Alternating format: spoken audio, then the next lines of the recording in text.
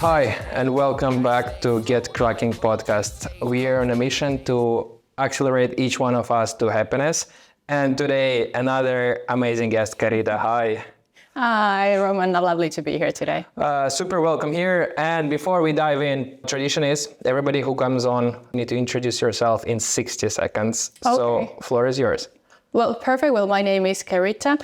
I currently wear two different hats. So I'm a co-founder of a Finnish startup. We specialize in developing smart mobile microgrids for the emerging markets. So I've been already a founder for quite a few years. At the same time, I also wear this other hat. So sitting on the other side of the table as a VC for a Swedish-based early stage VC fund, Spintop Ventures. So I'm really looking into the Finnish and Nordics-based software startups that we can be investing into.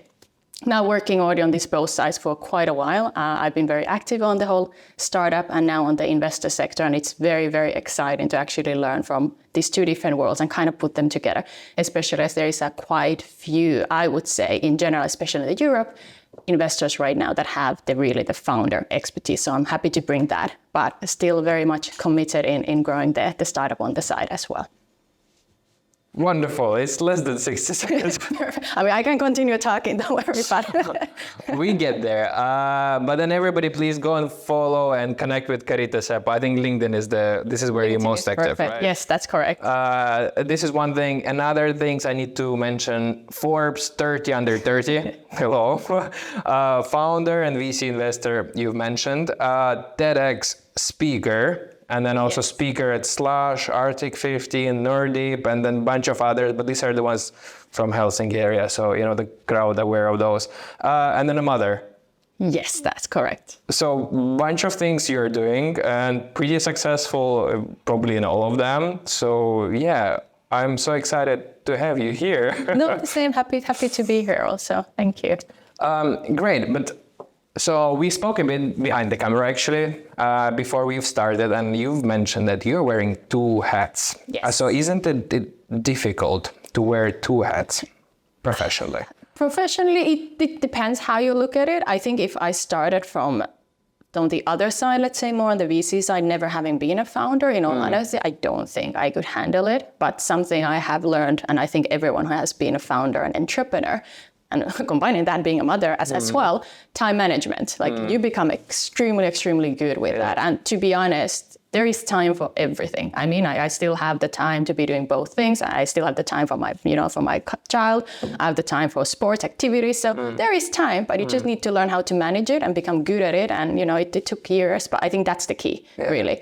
I do work a lot, fair enough, but that's again, I enjoy it. So I work because I love doing both. I'm not doing because I have to. And I think then whether it's like 50 or 70 hours a week, that's perfectly fine for me because I can find the balance myself when I need to and still having time. When you say time management, would you give us, one concrete tactic that you have in your kind of, circulation? Like I don't believe in multitasking. Okay. Like that's my number one. When I say multitasking, because it is impossible. You cannot be doing many things at the same time. Our humans, like our brains, they focus on one thing, right? Yeah, so barely. Exactly, barely. And, being constantly, distracted by everything that's happening. So for me, that is like, if I'm doing a task, I'm doing a task from beginning till the end. Like I put the goal. Yeah. And I don't use social media during the daytime then at all. So I actually put my phone only if there's important messages, but completely ignoring the messages during the specific time we want to finish a task. Yeah. That's the biggest distraction we keep getting. We have all the different, Slack, WhatsApp, Skype, all the messages and everything that keeps coming through. Yeah. And then of course you have your colleagues, if they talk. So typically I'm quite clear, okay, this 1 hour, I'm just focused on this. So I will chat with you after this time. Yeah. That's the only way that I can get really work done. Do you have some strict rules, no LinkedIn on the weekends or no Slack on Saturday or evening? No, because I think if I put rules, I have specific, I don't call them rules because to be honest, if they're rules, I don't think it will work, but more like certain, let's say, ways of working. And I don't like to restrict myself. It's kind of the same way, when you tell that you're not allowed to eat something, right? You want to do it. Like if I put a lot of no's and restrictions, that means that I think about them.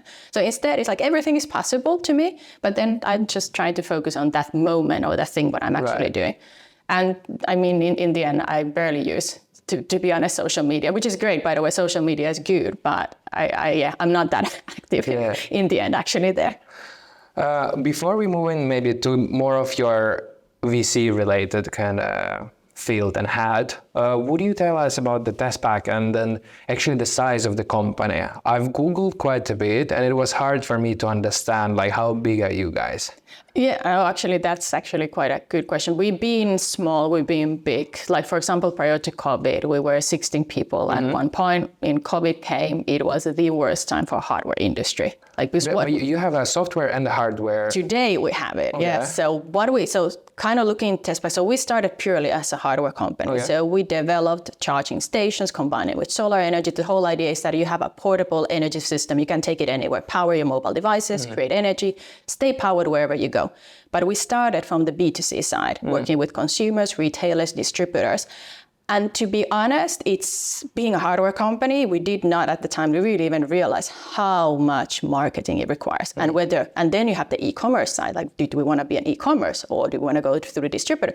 It required a lot of, to be honest, money in the end. And we realized just before COVID is that there is actually a market, because we got approached by agencies saying that, hey, we're working in the middle of nowhere, but we need your systems, like Plan International, United Nations, they approached us.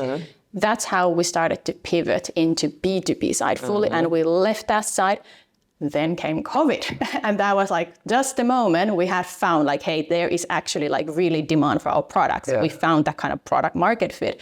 COVID came. But then, so in the perspective, so now when you tell the story, it sounds like, easy and fast, but then it took like 10 years probably. No, it's been taking like the first 5 years, it's been purely just like a consumer side, and we grew. I mean, we got Intersport, we got Scandinavian Outdoor Stores, we work with big companies in the electronic side, but it wasn't working enough because that would have really required us to focus on building, let's say, the e-commerce side or maybe the marketing. And in all honesty, also at the time, wearable tech, these kind of power banks, it just wasn't that kind of thing. The timing wasn't right. And then when we got approached by these agencies like Plan International companies in 2019, that was already in the time we had realized that, look, we need to focus on like one sector, one industry. And we really found that, oh my God, it's actually the emerging markets. Like, that's where is a lot of growing opportunities. And it is true. I mean, most of the people who don't have electricity, they live in these markets.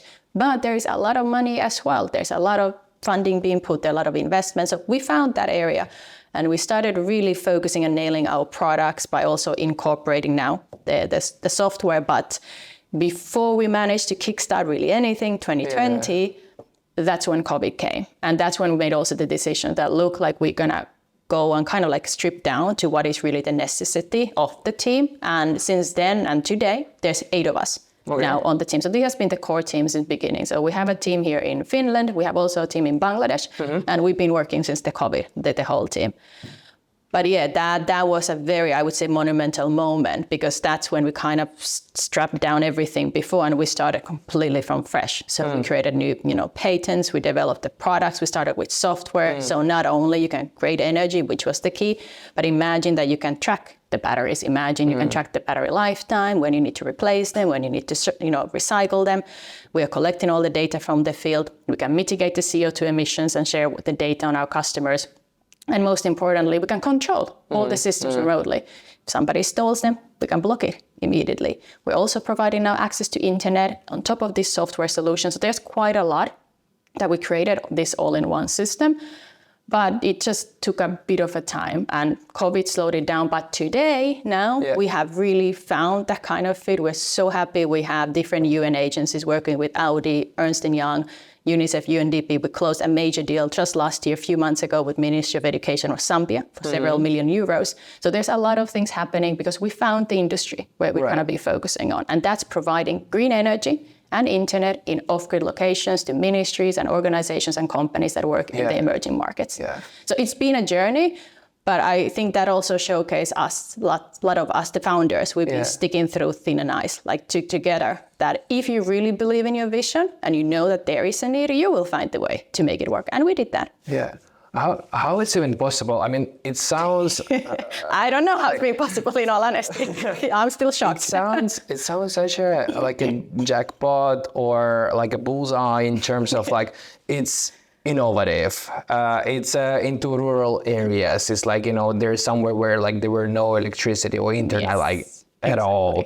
And then it's super scalable and super, there's a big potential on that? Do you still have a small lean team of, is it still 8 people? And that's something and I would say one of the most important thing that we did as a company. And I think a lot of startups, they still think that, when you get the funding and keep growing, the first thing is to go into a hiring mode, right? Yeah. We did not do that because we kind of learned the hard way that doesn't work. We did that. We did the mistake and we learned that no, what we need is to keep the team very lean, just to keep people. And what we started doing is kind of this approach where our customers are turning themselves new customers for us. And it's been working like that because the thing is that there's no exclusivity in the markets we work with. So everyone's referring us and they're doing a lot of the work for us instead of us needing to be doing. We don't need to be also on the ground. We have local representative partners everywhere. They are doing all the, the legwork. So the key is to have the people around technology, just as, founders, and really keep growing. And obviously, the more we keep growing, we will look into hiring. But to be honest, right now, our goal is to grow, be just cash flow positive and really just focus on that instead of going the hiring mode and crazy. We learned the hard ways, and to be honest, we still remember what happened with COVID. Then came the war as well. All our shipments, they got stuck in different harbors, and it was a nightmare. We go through a lot of nightmares. The recent years are so much fun from the business landscape. The COVID, there was the war, and then we actually had 2 supply chain crises. So there was one before COVID, and one is kind of happening still now. I don't know if I'm not an expert, so is it a different one or the same one continuous? But I think there's a bit different, and I think a lot of people, they don't, because they even said, how did the war affect you?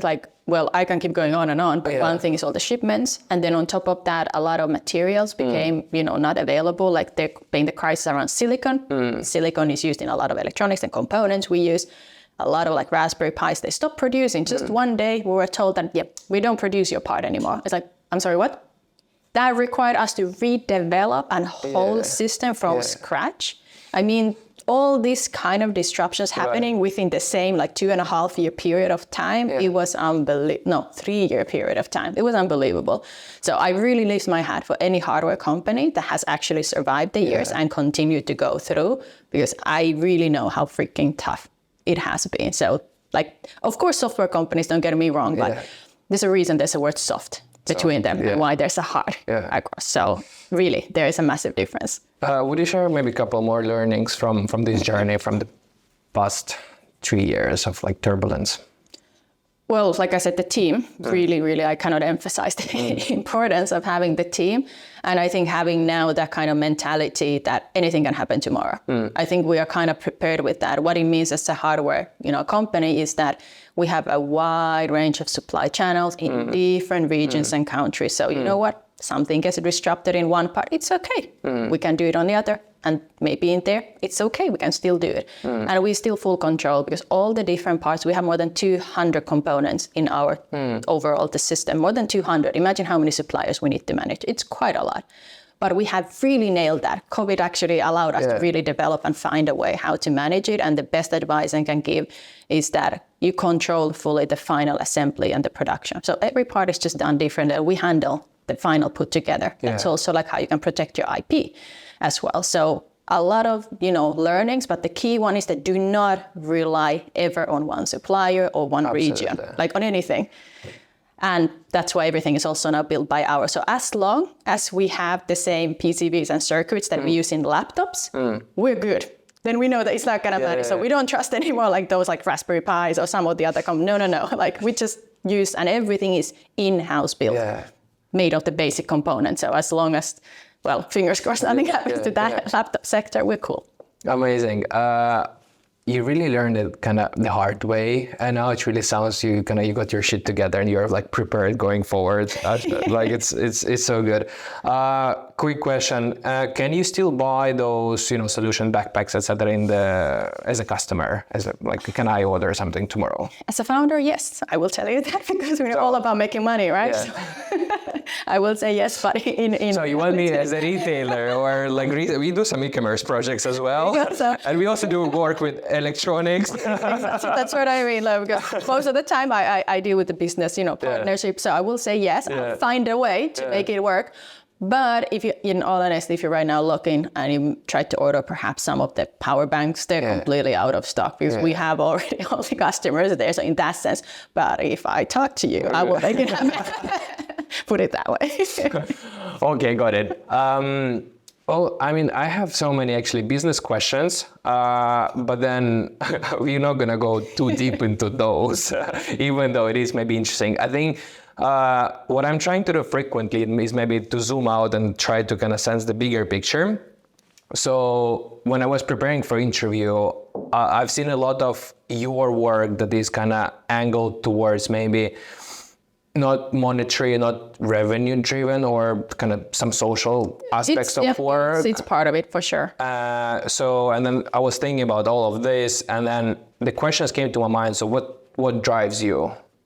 I think that's another, like I would say, misconception I like to also showcase that still, and unfortunately, when it comes to whether it is investors most of the time, a lot of still investors, people think that in order to be a profitable company, it's only about being revenue driven, right? Which is obviously the key part. But I very strongly believe you can do both. You can do the good on the side, whatever you decide what is good. Every company has a different understanding of that, but you can combine both. And I think for us, it's literally been one of the key parts to see the impact our products are doing on the field, because I think I would have given up already ages ago, because let's face it, just the fact that people buy your product, it's not enough, but being on the ground, like traveling to Africa, I was in Uganda last year, actually seeing the people beneficiaries of our systems, like for the first time, children seeing like animals on a screen, it kind of creates an impact and makes you think that, oh my God, you are doing something good. But obviously everyone is very different, but that has been personally for me a motivator to remind that, wow, you know what, we can do a change. And from three of us, so there's three founders in Tespack, two of them, they come from South America. From Bolivia, like the CEO, Mario, which means that they come from actually areas that they have witnessed and they know what it really means not to have electricity, what it means not to have education, and how it really impacts the overall, development of the country. So there comes a very strong order driving from as well from their side. And then me understanding, of course, from Finland, like, look, we're still hailed as top education countries. So for us, that has been always important part of realizing that there is another aspect that you can do. And I think if you have that really strong motivation, it will just makes it much easier for you to wake up in the morning as well and remind that, hey, these things are not just purely that, okay, you're selling that product to shop, but that product makes it possible for all of those hundreds of people in order to make a living, for example. So that's a very strong driver. And I think all of founders, we have had that from the beginning in different ways or the others. So that has been key. And I do believe we have found a way how you can combine it both, because still we make profit, we make margins, so there is a business behind it. But yes, there are actually a lot of good being done with the products. But this is amazing. There's such an entrepreneurial spirit of like, okay, how do you combine the things? How to make business while also kind of helping others and helping actually those who need that. Amazing. Yeah. If we speak maybe more about maybe yourself now. So you're also in the VC side. Yes. So you've learned a bit on how to build the company, and then you're still kind of building the company forward, but now also you're investing. Yes. Could you tell us more about this? Yeah, I think the key reason, because I've been just recently, so last year I started working with this Spintop Ventures, a Swedish early stage fund. But for the last, let's say like maybe a couple of years already, I always knew that there was maybe on the investment side something I wanted to do. And the key reason was that when we were fundraising, most of the time we would meet investors, and the moment we would be telling to them that, hey, we're doing hardware, they were like, oh my God, no. Then if for some reason the other investors said, you know what, just continue. Then we continued and we had that, and we're selling in emerging markets. Like, oh my God, that was like the second, like, no. If you somehow pass these two parts, and then it comes that, and there's a positive social impact. That was like, you know what, that's it. So most of that, and that was still before also the COVID years. Now we have a lot of impact VC funds, there's a lot of happening, but at the time it was still not really existing. And that was the reason. And most of the people would be talking to the reason why they wouldn't invest is that fair enough, you have a mandate that maybe you cannot invest to hardware, but even those funds, and we talked to hardware funds, they were still very skeptical. And it was based on the fact that they did not understand that there is like what you can do in emerging markets, how there's a lot of opportunities.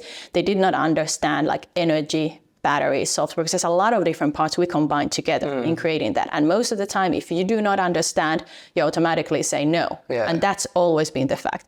And obviously, if you look at the statistics, right now, like in Europe, we have only maybe like around 35% of all the people who works in a VC funds, they have actual like founder or operational expertise, which is really, really small. So that has been always that I thought that, you know what, I would love to bring this different kind of understanding, the investment side, maybe that could also, I don't know, start some kind of a change. Then beginning of last year, I got accepted into Included VC Fellowship. Right. It's like a diversity fellowship program. So it started by some of the leading VCs in Europe, like Notion Capital, Corandum, HV Capital, Seedcamp, and so on. And the whole goal is to bring diverse people with diverse background into the VC sector. So I got accepted into that. And it's kind of like a fast track MBA to venture capital. So I graduated just end of last year. So I spent my last year in doing that. And that was like a proper step I took towards moving into also the VC side, because it really taught me everything from a concrete level. Because fair enough, I mean, although I come from a startup founder side, I had never worked with a VC fund.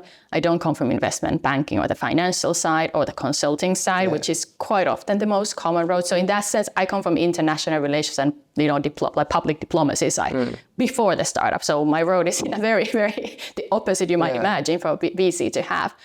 But that was the first step, that being accepted, you know, getting part of the network. And then, you know, Spintop was looking somebody here in Finland, and it was just the perfect match, to be honest, because of course I still wanted to stay in here. And bringing now the background and expertise I have on this industry has been awesome, while still, of course, you know, having Tespack and keeping, you know, growing that on the side. So it's like a perfect combo. So you actually just gave a blueprint how to get into VC from the founder's side. And 100%. And then in a nutshell, if I summarize it like real quick, you go to the place where they teach how to be a VC, you graduate from there, and you go join VC. So that was my journey. And and actually Included VC, they're opening new application round, by the way, soon. So I do recommend it, because it's very hands-on concrete info that you do as a VC. So it's not theoretical, you know, webinar kind of stuff. It's actually you do the work that you would do as an investor. To me, that was very important in order to really, you know, to learn it. So there's different programs like that, but I highly, highly recommend it. And right now, more than anything, a lot of VC funds are actually looking also that like entrepreneurial, you know, founder or operational background. That's really, really important. So you have a massive, I would say like not a green card, but, you know, like the advantage, to be honest, if you are also utilizing that background that you have. Let's speak or like unpack a bit about the understanding that you've mentioned. So how actually build up on this understanding, or maybe for an example on your company. So how did you actually prove or made them understand what actually you're doing and there is a potential in that with the Tespack? Or did you even? To be, and that's the tough thing, because what I learned, everything in the end, like even if you can make it understand, everything is people business, to be honest, in the end, whether it's in a good or in a bad way, because it goes really on both directions. But even if you can make somebody understand, let's say you on the other side, I can explain and I can go through everything like about Tespack or, you know, making it a very valuable case. I have really, really learned that in the end, it's still really about you also as a person, because in your fund, you have different people. They view different things differently. So if you are not following through with what we have talked about, it might never happen. But if I talk with the other person, it would be completely different. So this is kind of like, it's like a sales 101, to be honest. Just because you talk one person in that one company who said no, it doesn't mean that they are not your customer. You just don't, then you talk to the 10 or 20 different ones in different departments, right? This is how I kind of also see it. Again, it really also comes down to people, and obviously the mandate, the VC fund, it has to be the right fit. Like we learn now also that there's no point talking if there's a word like no software or just no hardware, just software. It's just a waste of time. So you have to really specifically find the right people that get what you're doing. Yeah. So are there like now, so you mentioned that there are VC funds that focus on hardware. Oh, yes. Are there many? I don't know the numbers, but I can definitely say there has been much more now. I think the reason why there are more now also, not specifically hardware funds, but let's say VC funds that invest into hardware, that in the last few years we have seen such a massive boost or interest in the climate, energy, and also kind of the sustainability side. And funnily enough, which we knew already years ago, but somehow now also more people are starting to realize that, hey, if we want to solve actually climate challenges or, energy challenges, we cannot do it on software. Where does software run? Hardware. I mean, you have to look into the beginning, again, hardware. So this has been, I'm starting to realize, so a lot of funds, that's why now more also open, if they focus specifically on the climate or let's say on the green tech side. Yeah. I mean, now you even had, I think, was it last year or something, I read for the first time like a term that is not even now anymore just hardware, you have hard tech. So hard tech. Exactly. So that's like a term I've been seeing a lot now in the market. I think that it was a French-based VC fund that specifically, they closed a big funding last year. I don't remember the name, but they were using a lot of word like hard tech. So it's been definitely moving, but this is just to show the market as well. Yeah. Like it's good, that we at least recognize that it is happening and it is possible. The hardware, hard tech gets invested, and I would assume also other types of businesses are also getting invested. So it is most popular. It is still software, and I think most of the funds is software for 100%. Quite a while, and then AI. You put software, AI, and then you can go. Everyone is doing AI, to be honest. So I think that's get investment. Exactly. Scalable AI software solution. That would get most of the fund. But then nevertheless, there are other funds, and then there are opportunities, and then the companies are being invested. I think even, was it the most of the funding, like VC funding in Europe and globally, it went last year to climate and sustainability startups. And large of them are also like hardware. I mean, you have like Northvolt, look at that. I mean, look at the amount of funding they raise. So there are really cases that you can raise it. But most of them are also linked now to a business model, whether it's like a SaaS business, or combining hardware with a SaaS business model, which was kind of also something we did it, because it's still, that's an easier way to scale in a longer term, or hardware as a service. It's another type of business model. So I think this is something that also now more hardware companies are doing instead of just the direct sales. And also I'm meeting Juha from IQM Quantum Computing. Oh, wow. It's going to be this week we are doing the recording podcast, and it will be like right after your episode. It's also like in 2 weeks, like his episode will come. And then it is also a primary example of, hardware company being invested. So they raised like around 300 more mil. Like huge round. Yes, they did. And it's such a kind of niche and complicated and dependent from the breakthrough and like really complicated thing that they're doing. Quantum itself, the word for the implies everything. I don't even exactly know what is quantum. Let's steer away from that. but so it is happening. So you're now running, you're reviewing the startups for investments. Yes. What you wish would be better? One thing I think what we don't have much here is that a lot of, let's say when you become a founder, understanding what is a startup. Let's start with that. Okay, so there's consultants, you have freelancers, you have SMEs, small businesses, right? And then you have startups. But all of them are different. But it seems that everything I've seen right now in deal flow, and I know a lot of other investors saying the same, they're all just like squashed together. And then you're making it thinking that it's a startup business just because you're doing maybe, which can be great, like doing a small business selling maybe food, for example, or selling scarves. There's nothing wrong. That's great. That is not a startup. And typically it is linked in something technology, innovative. And you need to make an exit within, let's say, the 5-10 years, whatever is the VC funds, their life fund cycle. That is a startup. So there has to be a clear also end. And here, if we pause, sorry to interrupt, but we really need to also pause about the exit. I think this is really important word that we really need to mention. So once you go for investment, you already need to be thinking about the exit, because that's why VCs are investing. They want you to make an exit, or they make an exit like from your company at some point. Yes, and that's very important. I think that's what I'm also seeing. There's a lot of idea-faced companies, first of all, which is of course great. The fact is that I feel that there are more new companies than we've had probably in the last few years. So there is a lot of opportunities. But now looking into the deal flow, many of them I've seen they're just like consultants suddenly turning and saying that, overnight that we're starting a startup business. You can, but if it's still focused on you doing consulting work, that is not a startup. And then trying to already raise money at that point is just not going to work out. Or like the other examples I gave. So I think that would be the number one advice. Like consider, are you actually a startup would be one. And do you need the VC funding?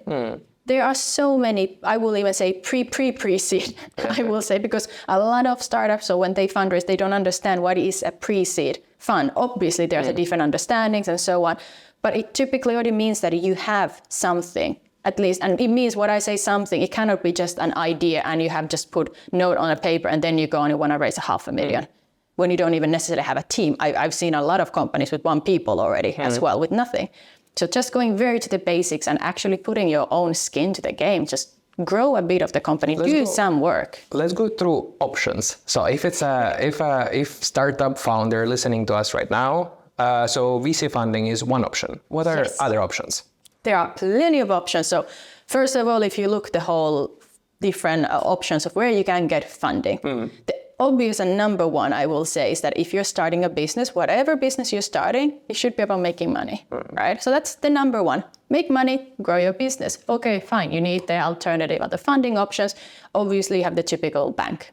Fair enough, you can get the loan. Maybe with these interest rates, you don't want to actually do that. Well, you still think so, but it's an option, right? It's on the table. In Finland, we're also super, super lucky that there is a lot of funding from government institutions. We have Business Finland, we have ely-keskus.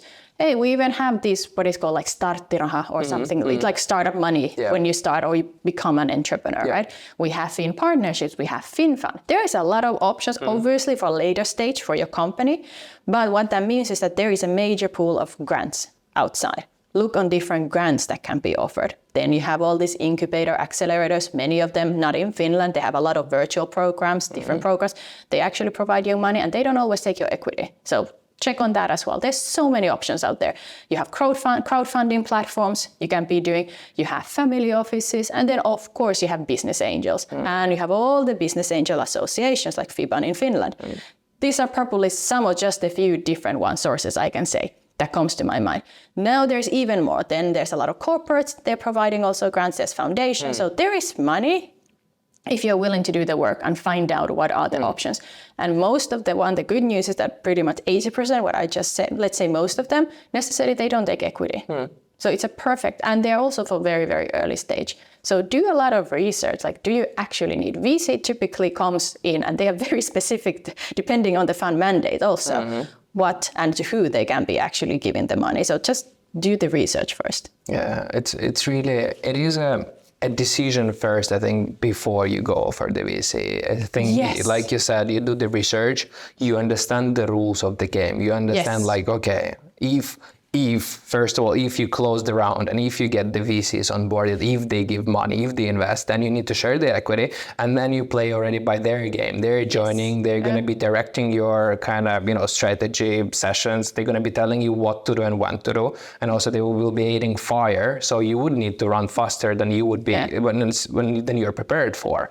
Exactly. And then you run towards the exit because that's what they want. So you're not necessarily need to exit, but you'll need to run toward exit them. Exactly. And then once you exit them, you're probably already so much stuck with all other VCs that you'll need to exit other ones. So there's the whole model that you need to understand even before you decide to. Exactly. And that would be the key. And something I didn't know when I was, for example, founder, and I learned later is that, okay, even if you know that, yes, there's the fund cycle, right? But most of the time founders never ask. If they ask like, okay, what's your, as an investor, what's your fund cycle? And you tell that, okay, normally that's the only question you ask. Now, what you should also ask is like, how many years into your current fund have you been invested? Let's say you're in the last few years, like you have invested the 4 years, for example.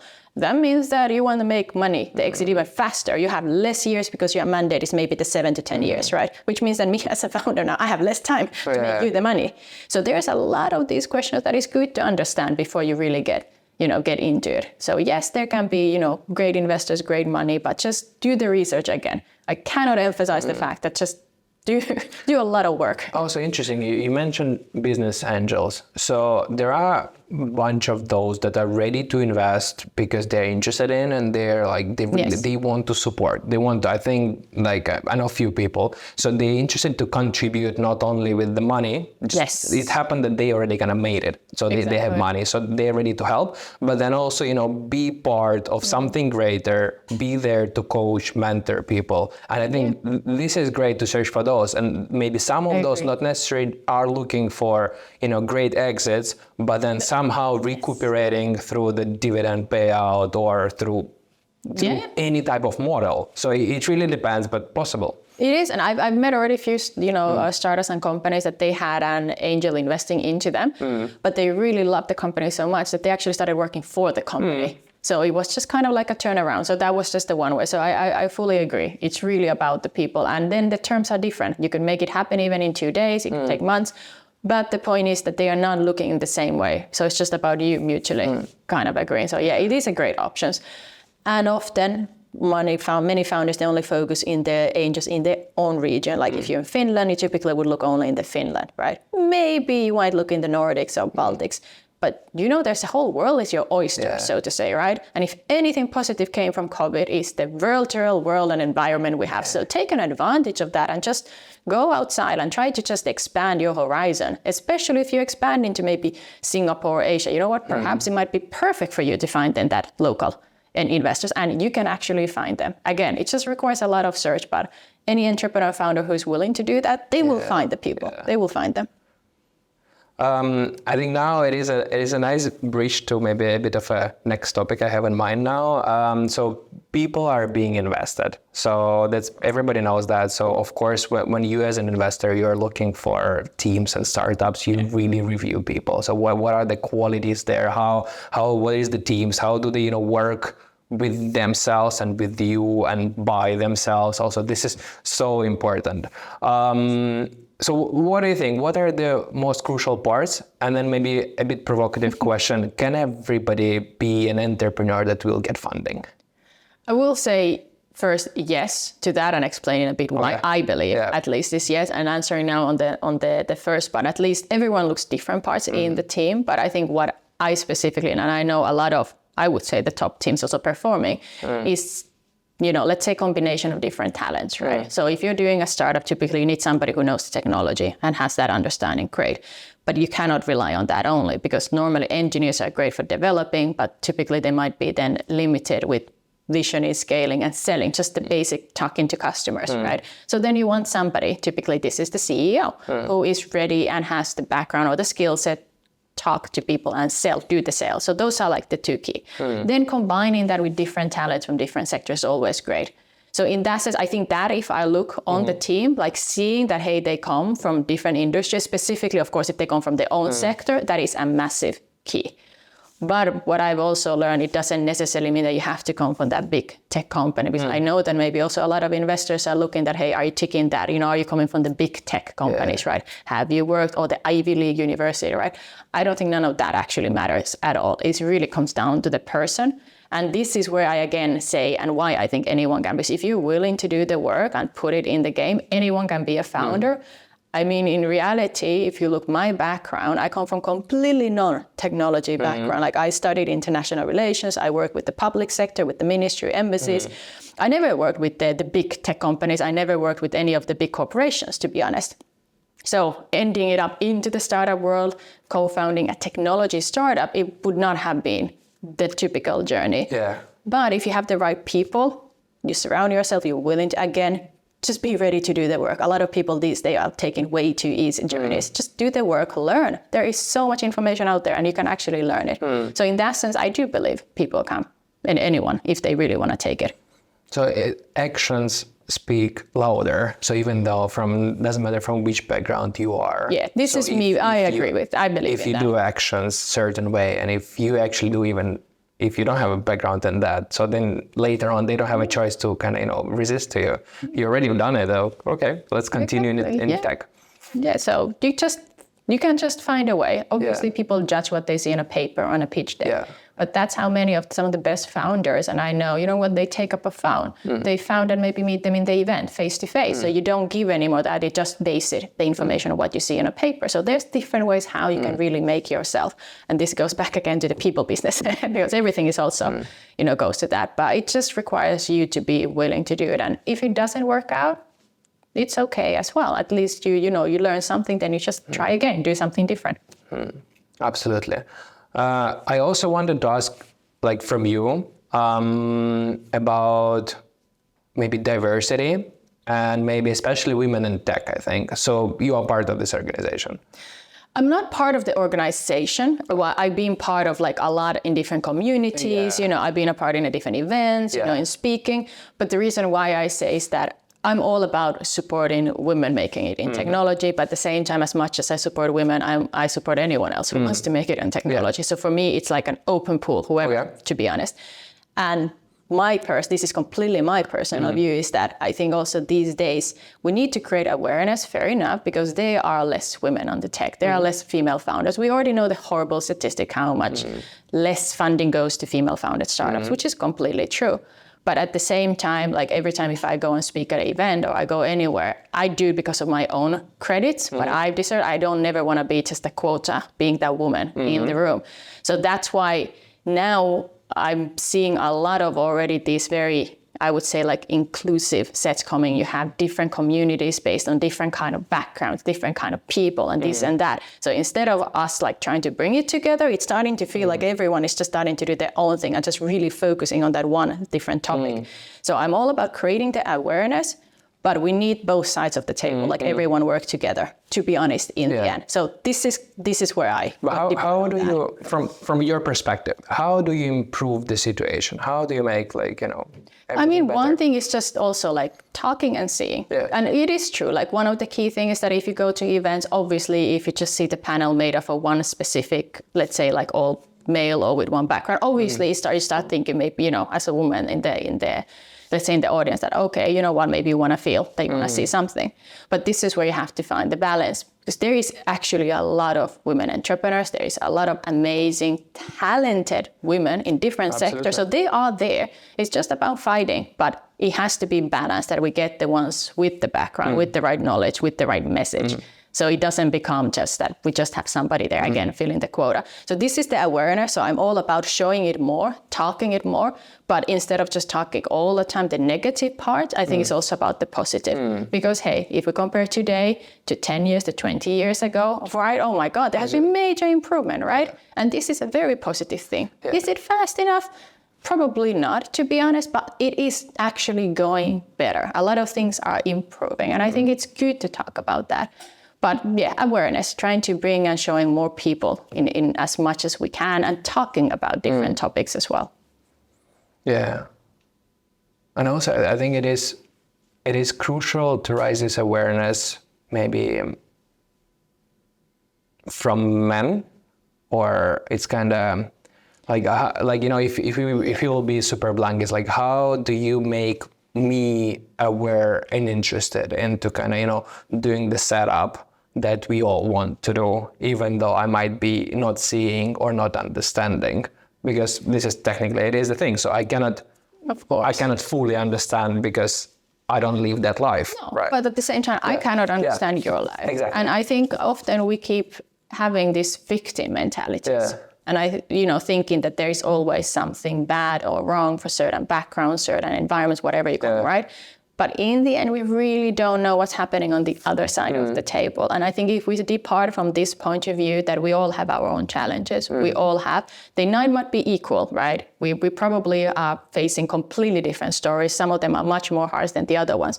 But departing from the idea that everyone has something, instead of starting that already thinking from the victimized perspective. And, I don't think that's the way the dialogue should begin to start with. And again, when I talk about awareness, what I also mean is that we need to go much more early at the beginning. Like, for example, when I was back in the school, let's say high school, even university, I never had that information really available. I didn't actually consider ever that, hey, I could start my own business. Oh my God, you know what? I could do technology even if high school I sucked in these topics, right? So if we start already from the really early childhood, like when people in the elementary school, high schools, and already telling about the different opportunities you have, but the idea as well that your life is not set up in stone, that it's okay. If you suck today at math, you can still work in technology later on. If you suck in chemistry, you can still become a doctor. We don't need to start that in 10, 12 years, like super young. I think having this kind of information more available, that what are the different options, that you don't need to be an employee, you can be an entrepreneur, hey, you can go to this, you can change. You can actually change and go to another university and do that. But this is what we still, I think maybe it's a bit better, obviously, than in my time, but I think that's a very important. Like try to already give the message very early on. And this way everyone can try to at least maybe find that kind of whatever, journey or avenue works for them best. Absolutely. And it's so interesting now you mentioned also school, that I remember also from my years that when I was a kid, it was like, okay, if I'm bad in a certain discipline, it means like, okay, I cannot be a doctor, or okay, this is done. But the reality is not the case. It's just the perception. Exactly. Back then, perception Yes. and the feeling on the spot is like how it is, and you're just stressing out there. Okay, I cannot go there. I choose something else, and you might end up in something that you really don't like. Exactly, and then you end up studying that in university, and maybe because you studied, then you realize that, oh wow, I did all this 5 years. You know what? That's it. I need to continue doing my life now on this. But it's okay, even if you're late on your 30s, even on 40s, 50s. It really doesn't matter. It should be what you want to be doing. Yeah. We should stop focusing already trying to also achieve so many things at our young age. Like I feel so old these days with so many amazing things that a lot of other people have been doing. And I think that's the thing. Everyone, just do it on your own speed, whatever works for you. That should be the goal. It's so amazing. Just on the same topic, my first education was business information technology, Bachelor of Business Information Technology. And I went to do that because I was like, oh, how cool it sounds. So then I graduate and I will be a businessman and IT guy. So I'll know technology and the business and I'll be so cool. And like, everything. Yeah. So this was my perception, and like, wait a second, I was 18 years old, so I was like quite an adult already. So when I went for that, but then the reality is, it's of course not the case. It's like, getting an education in a certain field doesn't make you an awesome business person or IT guy. I wish I knew that before. Yeah. So you're like a public speaker, and then before we wrap up, I think one of the, or maybe couple concluding thoughts that are coming actually from your TED Talk, which was actually pretty good. I think everybody should be, and I think it didn't get enough attention there because compared to some other like viral TED Talks. But what you ask there from people is to ask themselves is like, what is their passion? So what is your passion? I think passion, it can be many things. Yeah. Passion, it doesn't mean you have that one thing to really follow. A lot of us, we think that, okay, you need to find it either at the early age, maybe you find it later, but you have that one passion that's going to continue taking you all the way through your life, right? I see it differently. I see it what really motivates and what really leads you into doing things that you actually enjoy. Like most important for me is that if I wake up in the morning, I'm happy with whatever I am doing, like be an entrepreneur, be an investor, just being happy. Right? It's not that easy for everyone to find. And I do understand that it's not that straightforward. I've done my fair job of a lot of work and things that I did not enjoy, but it has led me to right now in this moment that I'm able to do that. So yes, sometimes you might need to, stick it up, suffer, but in the end, find what really, really motivates you to get up from the bed. I think that's the biggest thing the biggest advice I can say, that if you're not happy when you wake up in the morning, change something. Try to change. You can do that. It might be difficult, but try to find that way. That's to me what really it is, to be honest, passion. Love it. This is awesome. This is so good. And it actually aligns so well with the idea of this podcast. The why we are doing things, what is the happiness in that, what is your passion, what is your motivation? These are like, such a difficult questions that we really need to ask ourselves and do something to fix it. Thank you so much, Caritta. No, where people should find more about you, where you want them? I think as I said in the beginning, LinkedIn is a great place. You can find me on Instagram. I might not be too active on there, but I am still there as well. So those two social media accounts are the best ways to find me. Links in description. Literally my name. That's a cool thing being Caritta Seppä. I'm actually the only one in the whole world. You cannot go wrong putting my name. So I'm very lucky with that. Easy. Thank you so much for joining. Thank you for having me. Please, everybody, go and subscribe to this episode. Check us on Instagram, TikTok, LinkedIn, everywhere, YouTube, long form, short form. Thank you. Until the next time. Bye. Thank you. My ankles need a raincoat, pair of boots and a dang bow. Gotta stay flow. I might pull up in a stagecoach playing Beethoven. Whoa.